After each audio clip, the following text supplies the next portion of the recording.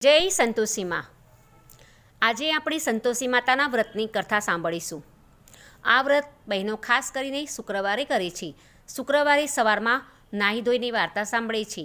વાર્તા સાંભળતી વખતે હાથમાં ગોળ અને ચણા રાખે છે। કળશનું સ્થાપન કરે છે। વાર્તા પૂરી થાય એટલે હાથમાં રાખેલા ગોળ અને ચણા ગાયને ખવડાવી દે છે અને કળશમાં રાખેલા ગોળ અને ચણા પ્રસાદમાં આપે છે। તે દિવસે એકટાણું કરવામાં આવે છે અને ખાટું ખાવામાં આવતું નથી। હવે આપણે કથા સાંભળીશું। એક હતી કંકુ ડોશી। આ કંકુ ડોશીને 7 દીકરા હતા। એમાં એને 6 દીકરા વહાલા અને 7મો દીકરો અડખામણો હતો। આ કંકુ ડોશી 6 દીકરાને સારું સારું ખવડાવે પીવડાવે, આગ્રહ કરીને ખવડાવે, પરંતુ જે કંઈ વધ્યું ઘટ્યું હોય તે 7મા દીકરા શિવલાને ખવડાવે।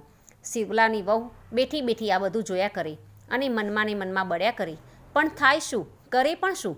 એક વખત એનાથી રહેવાયું નહીં એટલે એણે તેના પતિને કહ્યું, તમે તો સાવ ભોળા ભટ્ટ જેવા છો। શિવલો કહે, કેમ એમ? કેમ શું? તમારા બા તમારા 6 ભાઈઓને સારી રીતે જમાડે છે અને તમને તો એનું એઠું વધ્યું હોય એ આપે છે। હશે કહી શિવલો એ વાત ટાળી દેતો। એમ કરતાં કરતાં દિવસો પસાર થવા લાગ્યા અને થોડા દિવસ પછી ગણપતિ ચોથનો દિવસ આવી પહોંચ્યો। એ દિવસે ઘરમાં ચૂરમાના લાડુ બનાવ્યા। 6 ભાઈઓને કંકુ ડોશીએ જમવા બેસાડ્યા અને નાનો શિવલો છાનોમાનો છુપાઈને જોવા લાગ્યો। ડોશીમાએ આગ્રહ કરીને 6ને જમાડ્યા। પછી આ 6 જણાનું જે વધ્યું ઘટ્યું હતું તે એક થાળીમાં ભેગું કરીને કંકુ ડોશીએ શિવલાની બૂમ મારી, અલ્યા શિવલા, જો આ બધાએ જમી લીધું અને તું ક્યાં ચાલ્યો ગયો હતો? લે જમી લે। આ જોઈ શિવલાની આંખો ભરાઈ આવી, એનો કંઠ રૂંધાઈ ગયો। એણે જરા ગળું ખંખેરીને કહ્યું, બા, આજે મારી તબિયત સારી નથી એટલે મારે જમવું નથી, પણ જે ભાવે એ જમી લે ને દીકરા। ના બા, સારું બેટા, જેવી તારી મરજી, માએ કહ્યું અને તરત જ શિવલો તેની પત્ની પાસે ગયો। પત્નીને શિવલાએ કહ્યું, હું દૂર દૂર કમાવા માટે જાઉં છું, મારા માટે તું ભાથું બનાવી દે।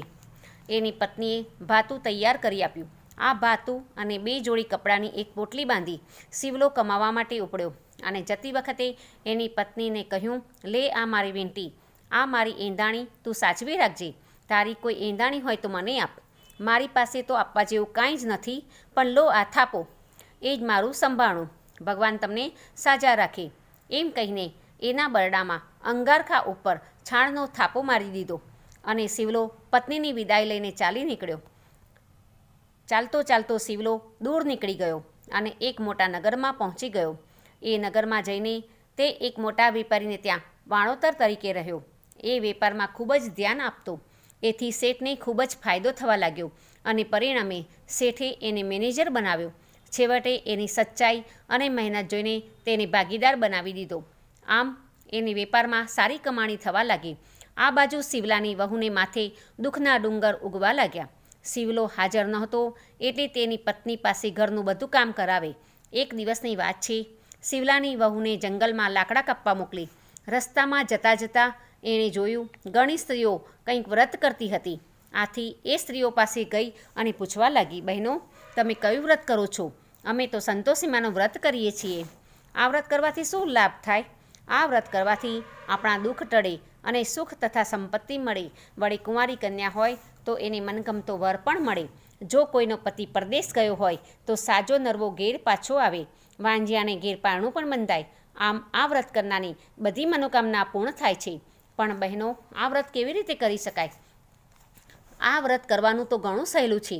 દર શુક્રવારે જમ્યા પહેલાં સંતોષી માતાની વાત સાંભળવી, ઘીનો દીવો કરવો, એની આગળ કુંભ મૂકવો, ₹1 ગોળ ચણા લઈને પ્રસાદ વહેંચવો। કોઈના ગ્રહ વધારે નબળા હોય તો આ વ્રત મોડું ફળે અને કોઈના ગ્રહ ઓછા નબળા હોય તો વહેલું ફળે। અને એનું ઉજવણું કેવી રીતે કરવું? શુક્રવાર પૂરા થાય એટલે 2.5 લોટના ખાજા, વરા પ્રમાણે ખીર અને ચણાનું શાક બનાવવું, કુટુંબના અથવા તો પડોશના 8 બાળકોને જમાડવા અને એ દરેકને યથાશક્તિ દાન દક્ષિણા આપીને વ્રતનું ઉજવણું કરવું। ભલે, કહી શિવલાની વહુ તો ચાલી નીકળી અને એ દિવસે શુક્રવાર હતો। ત્યારથી જ એણે સંતોષીમાના શુક્રવાર શરૂ કરી દીધા। આમ એણે 3 શુક્રવાર કર્યા અને શિવલાએ એની પત્ની ઉપર ₹100નું મની ઓર્ડર કર્યું એટલે એની જેઠાણીઓ એને ચેડવવા લાગી। પણ શિવલાની વહુ તો બિચારી ભોળી હતી। એ તો માતાજીના મંદિરે જઈને માતાજીને કહેવા લાગી, માતાજી, મારે પૈસાને શું કરવા છે? મારે તો એમનું મોઢું જોયાને વર્ષો વીતી ગયા છે. માતાજીએ આશીર્વાદ આપ્યા, જા દીકરી, તારો પતિ સાચો નરવો ઘરે આવશે, એટલે ચિંતા કરીશ નહીં. માતાજી તો શિવલાલને સ્વપ્નમાં આવ્યા અને કહેવા લાગ્યા, તારી પત્ની તને યાદ કરે છે. તને ઘરે ગયે ઘણા વર્ષો થઈ ગયા, માટે ઘેર આંટો દઈ આવ. અને બીજે દિવસે શિવલાએ પોતાનો વેપાર ધંધો બંધ કરીને અઢળક ધન લઈને પોતાને ઘરે પાછો આવ્યો. આવીને જોયું તો પોતાની પત્ની મહા ત્રાસ ભોગવી રહી છે. રોજ લાકડા કાપીને જંગલમાંથી લાવે તો એને જાડા લોટની ભાખરી મળે.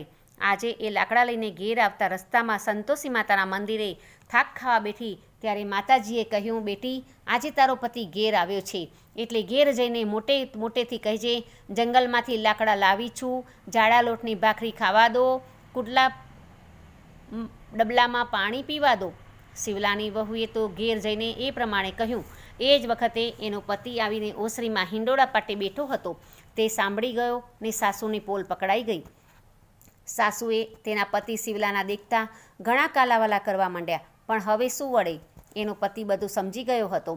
પણ હવે તો શિવલો ઘણું ધન કમાઈને આવ્યો હતો, એટલે તેઓ સુખ ચેનથી રહેતા હતા અને સાસુ એની વહુને કાંઈ કહેતી નહોતી. એક વખતની વાત છે, સંતોષી માતાને વહુની પરીક્ષા કરવાનું મન થયું, એટલે ગોબરી ગંધાતી ડોશીનો વેશ લીધો અને કંકુ ડોશીને ઘેર આવી. આ ડોશીનું વિચિત્ર રૂપ જોઈ એને ડાકણ માની બધી વહુઓ પોતપોતાના છોકરા લઈને ઘરમાં જતી રહી, પણ શિવલાની વહુ જતી જ ન રહી. ડોશીએ તો એના છોકરાને રમાડ્યો અને આશીર્વાદ આપી ચાલતા થયા. હવે તો સાસુ શિવલાના છોકરાને રાખે છે અને વહુને ઘર બધી સંતા સોંપી દીધી છે. ઘરના સૌ આનંદ કરે છે. હે સંતોષીમાં, જેવા શિવલાની વહુને ફળ્યા એવા આ વ્રત કરનાર સૌને ફળજો. જય સંતોષીમાં, જય સંતોષીમાં, જય સંતોષીમાં.